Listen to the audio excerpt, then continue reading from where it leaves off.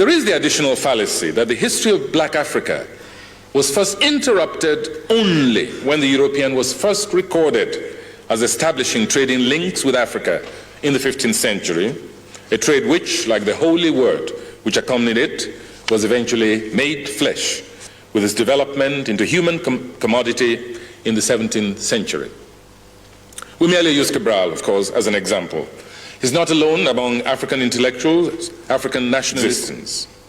Of course, it could be that African history has an inbuilt memory span of a rather short duration. To be fully comprehended, it must be drastically curtailed. To achieve schematic tidiness, it must be reduced to the manageable proportions dictated by onlookers. Herodotus and his kind did not, however, suffer from such inhibitions. And Africans, like the very elephants which aided Hannibal in his own intrusion into the historic enterprise, have long memories.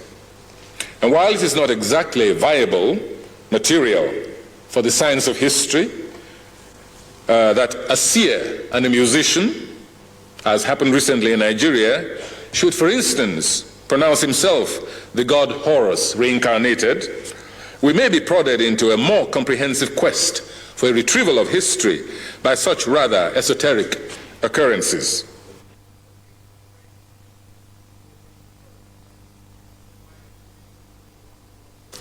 A writer of Professor Soyinka's distinction does not belong to any one country, not even to a continent. He belongs to the whole world.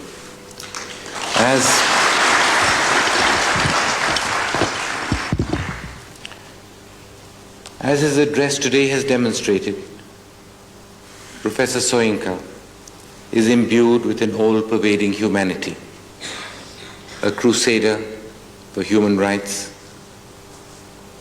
The essence of civilized and humane society is human rights and human dignity.